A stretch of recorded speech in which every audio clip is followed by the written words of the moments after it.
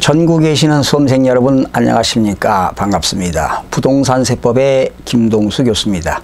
자, 오늘 부동산세법 제1강 문제풀이를 시작하도록 하겠습니다. 자, 이제 2017년도 부동산 공인중개사 시험이 이제 불과 몇 개월 안 남았습니다. 자, 지난 시간까지 이제 기출문제까지 여러분들이 풀어보셨는데 이제 그 기본서 하시고요, 요약 정리도 들으시고 기출문제까지 다 풀어보셨습니다. 이제 마지막 총정리를 하도록 하겠는데요. 자, 여러분 교재 11쪽 보시기 바랍니다. 그리고요, 조세총론에서는 두 문제가 출제가 되는데요. 핵심 지문 정리가 46개가 나왔는데요. 시간 냈을 때 한 번씩 읽어보시기 바랍니다. 자, 여러분 11쪽 문제풀이 하겠습니다. 문제 1번, 우리나라 지방세에 관한 설명이다. 틀린 것. 원래 지문은 시험 문제는 5개가 나오지만 7개의 지문을 만들어 봤습니다. 지방세라는 것은 특별시세, 광역시세, 도세가 있고요. 시, 군, 구세로 나누어지지요. 그러나 여러분, 취득세 같은 것은 과세주체가 특광도가 되겠고요. 등록면허세는 도세이면서 구세가 되겠고요. 재산세 같은 것은 시군 구세가 되겠습니다. 표준세율이란 지방자치단체가 지방세를 부과할 때 통상적으로 적용되는 세율을 표준세율이라고 합니다. 3번, 과세표준이라는 것은 세법 규정에 의해서 세금을 산출하는 데 기초가 되는 가액 또는 수량을 말하지요. 가액으로 표시하는 것을 종가세라고 하고 수량으로 표시하는 것을 종양세라고 합니다. 그래서 이제 과세표준에다가 세율을 곱하게 되면 산출세액이 나오겠죠. 4번입니다. 지방세 관계법이란 지방세 관련된 관계법은 틀렸죠. 4가지가 있습니다. 지방세 관계법은 지방세법과 지방세 특례 제한법과 조세 특례 제한법과 그리고 제주특별자치도 설치 및 국제자유도시 조성을 위한 특별법이 되겠습니다. 조제, 조세 특례 제한법, 제는 제주특별자치도 설치 및 국제자유도시 조성을 위한 특별법. 4가지가 있다. 그러니까 이 정도 기억하세요. 지방세 관계법은 4가지가 있다. 이렇게 하시면 되겠죠. 4번 틀렸고요. 여러분, 납세 의무자와 납세 의무자와 납세자가 어떻게 다를까요? 이게 커요. 납세자는 원천징수 의무자도 포함됩니다. 그러니까 회사에서요, 사원들에게 월급 줄 때 갑종근로소득세를 띄고 주잖아요. 그럴 때 회사는 사원들에게 급여를 지급할 때 4대 보험을 띄어서 대신 납부하는 거기 때문에 납세자에는 원천징수 의무자가 포함됩니다. 의무자 포함. 그리고 납세 의무자에게는 원천징수 의무자가 제외됩니다. 이것이 중요한데요. 납세 의무자란 지방세법에 따라 지방세를 납부할 의무를 말한다. 그런데 가로 열고 특별징수하여 납부할 의무는 제외된다. 특별징수라는 건 그런 거죠. 소득을 지급하는 사람이 받는 사람한테 세금을 떼어서 대신 납부하는 것이 이제 원천징수인데요. 국세는 원천징수라는 말 쓰고요. 지방세는 특별징수라는 말 씁니다. 특별징수. 용어가 달라요. 그러니까 소득을 지급하는 사람이 받는 사람한테 세금을 띄고 주는 건데, 국세는 원천징수라는 말 쓰고 지방세는 특별징수라는 말 쓰기 때문에 특별징수는 제외된다. 시험에 만약에 특별징수 납세 의무자가 포함된다 그러면 틀리는 겁니다. 아주 까다롭습니다. 6번입니다. 가산세라는 것은 지방세 기본법이라든가 지방세 관계법에 의하여 납세자가 의무를 성실하게 이행하지 아니할 때 산출세에게 가산하여 징수하는 금액이 가산세가 되겠는데요. 그 가산세에는 가산금은 포함되지 않습니다. 가산세에는 반드시 가산금은 제외된다. 이게 키워드입니다. 만약에 시험 문제 가산금 포함된다 그러면 틀립니다. 가산세에는 가산금이 제외된다 이렇게 보시면 되겠고요. 체납처분비란 여러분 납세 의무자가 세금을 안 내면 국가라든가 지방자치단체는 그 재산을 압류하고 보관하고 운반하고 매각에 들어가는 모든 비용이 체납처분비가 되겠습니다. 그래서 틀린 것은 4번이 되겠네요. 자, 2번으로 넘어갑니다. 지방세 기본법에서 사용되는 용어다. 틀린 것. 자, 납세자가 나왔네요. 납세자란 납세 의무자와 지방세법에 따라서 지방세를 특별 징수하여 납부할 의무자를 말한다. 그렇죠. 납세자에게는 지방세를 특별 징수하여 납부하는 사람도 포함됩니다. 그러니까 납세 의무자와 납세자 중에서는 납세자가 훨씬 더 범위가 넓다는 내용이 되겠습니다. 세무공무원이란 지방자치단체장도 세무공무원이 될 수 있습니다. 또는 지방세 부가징수 등에 관한 사무에 대하여 그 임을 받은 공무원을 말한다. 제2차 납세 의무자는 누구일까요? 납세자가 납세 의무를 이행할 수 없는 경우에 납세자를 가름하여 납세 의무가 있는 자를 말한다. 이렇게 되겠습니다. 보증인이란 뭘까요? 납세자의 지방세라든가 가산금이라든가 체납처분비에 대해서 납부를 보증한 자를 보증인이라고 합니다. 5번이 틀렸는데 왜 틀렸나 보세요. 가산세란 지방세 관계법 규정에 규정하는 의무의 성실한 이행을 확보하기 위하여 의무를 이행하지 아니할 경우에 산출세에게 가산하여 징수하는 금액을 말한다. 그런데 뭐랍니까? 가산금은 제외된다 해야 되는데 가산금이 포함된다 해서 5번 지문이 틀렸습니다. 참 아이러니하죠. 문제 푸는 게. 자, 3번입니다. 지방세 기본법상 가산세 내용으로 옳은 것 그랬는데요. 가산세라고 하는 것은 납세 의무자가 세법 규정에 의해서 의무를 성실하게 이행하지 아니할 때 붙는 게 가산세인데요. 여러분 가산세는 일반 무신고 가산세는 20%죠. 그러니까 법 규정에 의해서 신고를 하지 않았다. 일반 무신고. 그런데 일반 과소신고 가산세는 10%입니다. 그런데 부당한 거래, 부당한 행위를 해놓고 부당거래를 하고서 무신고했다. 부당거래 무신고 가산세는 40%입니다. 부당거래를 해놓고 과소신고했다. 역시 40%입니다. 그리고 납부 불성실 가산세는 일변 하루에 10,000분의 3이 되겠습니다. 네. 뭐 이 정도 하시면 되겠는데요. 다 틀린 겁니다.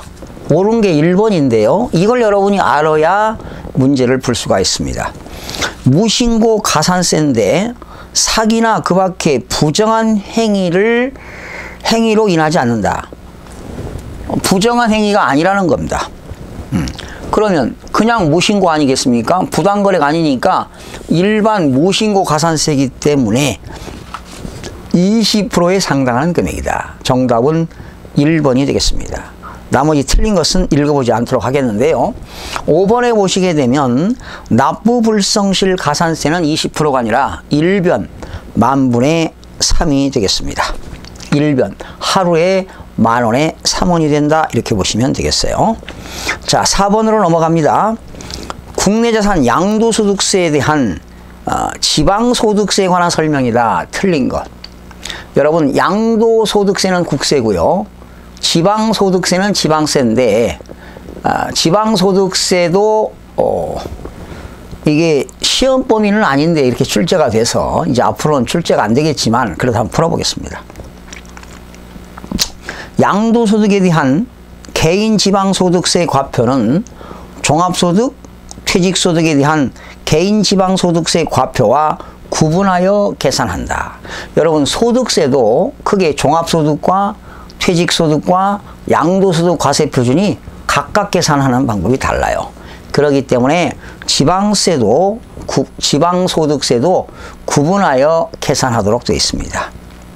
2번 양도소득에 대한 개인지방소득세액이 줄쳐요 2,000원인 경우는 징수하지 아니한다. 여러분 2,000원이죠. 지방소득세는 2,000원 미만입니다. 지방소득세는 2,000원 미만일 때는 징수하지 아니한다. 2,000원 미만일 때는 징수하지 아니한다. 이것을 소액징수 면제제도로 합니다. 소액징수 면제제도라고 한다. 소액징수 면제제도라고 하는데요. 2번이 틀렸습니다. 2,000원인 경우는 받고요. 2,000원 미만일 때 미만자가 빠졌습니다. 2,000원 미만일 때는 징수하지 아니한다. 2번이 틀렸습니다. 양도소득에 대한 개인지방소득세 공제액이 산출세액을 초과할 때는 없는 것으로 한다. 참 어려운 문장입니다. 양도소득에 대한 개인지방소득세 과표는 소득세법상 양도소득세 과세표준을 하는 것이 원칙이다. 맞습니다. 사실 여러분 지방소득세를 안 배웠기 때문에 과거에는 부가세였는데요. 지금은 지방소득세도 독립된 조세, 독립세 들어갑니다. 5번 소득세법상 보유기간이 8개월인 조합원 입주권. 여러분 조합원 입주권도 주택이거든요. 이 주택을 1년 미만 보유하고 양도하면은요. 양도소득세가 40%입니다. 주택을 참 어렵네요. 1년 미만 보유하고 양도하게 되면 세율이 40%라고요. 그런데 이렇게 양도소득세를 낼 때 지방소득세도 내거든요. 사실은 여기에 10%에 해당하는 건데요. 10%에 해당하는 건데 얼마냐? 1000분의 40입니다. 지방소득세는. 그러면 1000분의 40은 4%에 해당하거든요. 여기에 10%니까 4%입니다. 그래서 양도소득세 낼 때는 지방소득세를 내는데 지방소득세는 1000분의 40이다. 10%다 이렇게 아니죠. 4%다. 그러니까 양도소득세액의 10%에 해당하는 금액이다 이렇게 하면 되겠는데 앞으로 이런 문제는 책임집니다. 출제되지 않습니다. 이렇게 총론에서 두 문제가 나오는데 반드시 출제자가 한 문제는 책에 없는 것 틀리라고 내는 거기 때문에 여러분 크게 스트레스 받지 않아도 되겠습니다. 그러나 조세 총론에서는 한 문제는 무조건 기본적인 문제는 맞추셔야 되겠습니다. 자, 5번으로 넘어갑니다. 지방세 납부제도에 관한 설명 중 틀린 것. 보통징수라는 게 뭡니까? 세무공무원이 납세 의무자들에게 고지서를 발부하여 징수하는 것이 말하죠. 그러면 보통징수할 때 납부기한까지 안 내면 뭐가 붙나요? 가산금 3%가 붙습니다. 그리고 1개월이 지나도 안 내게 되면 매월 1.2%씩 60개월 동안 최고 72%까지 중가산금이 부과됩니다. 신고납부라는 것은 납세 의무자가 납부할 지방세의 과세표준과 세액을 신고하고 납부하는 것이죠. 예를 들면 부동산을 취득하게 되면 취득일로부터 60일 이내에 신고 납부하도록 되어 있습니다. 네.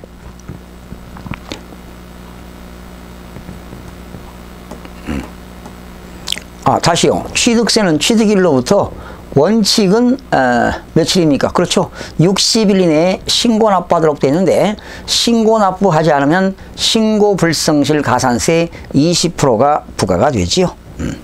3번입니다. 특별징수란 지방세를 징수할 때 편의상 징수할 여건이 좋은 자로 하여금 징수하게 하고 그 징수한 세금을 납부하게 하는 것을 말한다. 그렇습니다. 그러니까 소득을 그 지급하는 사람이 받는 사람한테 세금을 띄고 주는 것인데요. 지방세는 특별징수라고 하고 국세는 원천징수라고 합니다. 4번입니다. 지방자치단체 징수금이란 지방세와 가산금을 말하며 체납처분비는 포함되지 아니한다. 자, 지방자치단체의 징수금은 세 가지가 있습니다. 지방세, 가산금, 체납처분비가 되겠습니다. 4번 틀렸고요. 가산금이라는 것은 과세관청에서 납세 의무자들에게 고지서를 발부하여 납부기한까지 안 냈을 때 일반 가산금 3%가 붙고요. 납부기한일로부터 1개월이 경과될 때마다 매월 1.2%씩 60개월 동안 붙는 것이 중가산금이 되겠죠. 그래서 둘째 줄 보세요. 납부기한이 지난 후 일정 기한까지 납부하지 아니할 때는 다시 가산하여 징수한다. 이것이 줄긋고요. 다시 가산하여 징수한다는 것은 중가산금 1.2%가 되겠습니다. 6번입니다. 과세표준과세액을 정부가 결정할 때 확정됨이 원칙이나 납세 의무자가 신고 기간 내에 신고할 때 결정이 없는 것으로 보는 것. 여러분, 과세권자가 정부가 결정한다. 여러분, 정부가 결정한다. 정부가 결정한다. 응?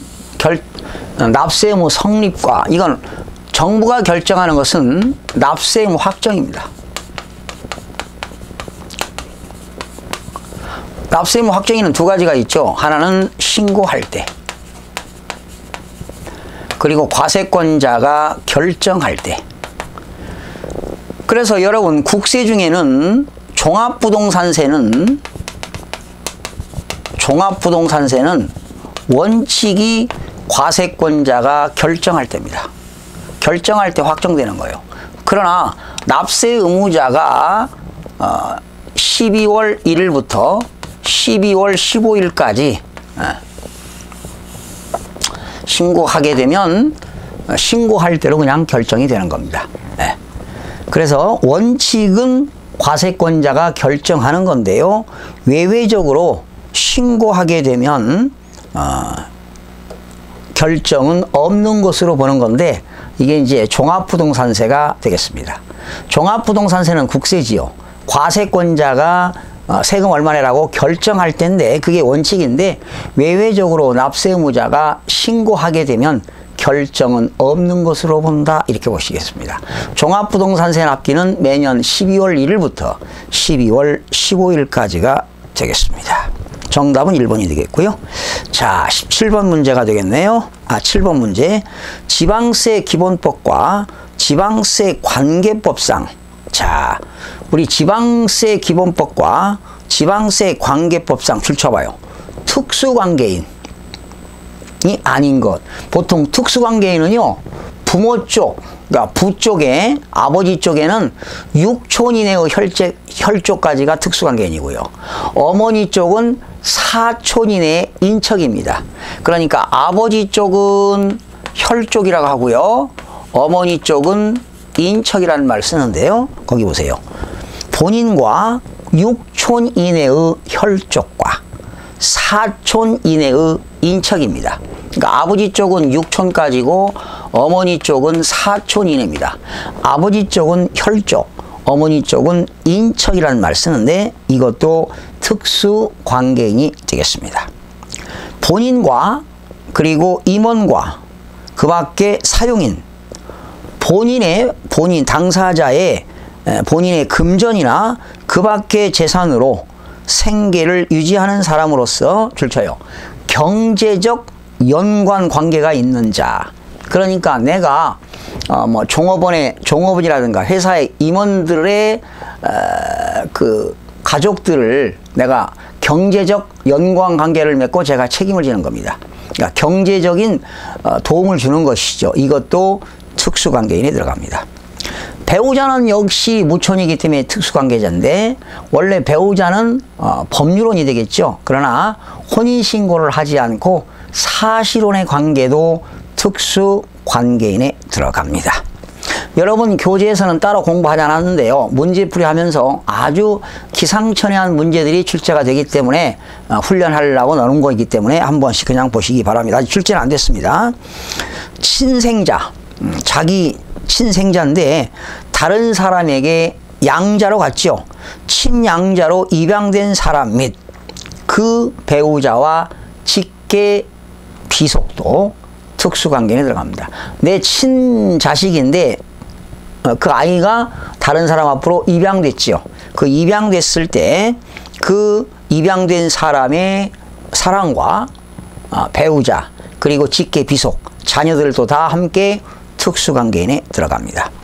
다섯 번째, 영리법인의 경우에 특수관계인의 범위는 주식을, 영리법인은 50% 이상 주식을 가져야 특수관계인에 들어갑니다.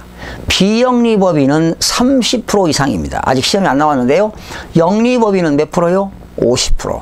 비영리법인은 몇 프로? 30%만 기억하세요. 거기 보세요. 영리법인의 경우 법인의 발행 총수, 출자 총액의 100분의 30이 아니라 100분의 50 이상을 출자한 경우로서 경영에 대하여 지배적인 영향력을 행사하고 있는 경우, 그래서 영리법인은 100분의 50 이상을 출자한 경우, 비영리법인은 100분의 30 이상을 출자하고 그중 1인이 설립자인 경우가 특수관계인에 들어가니까요.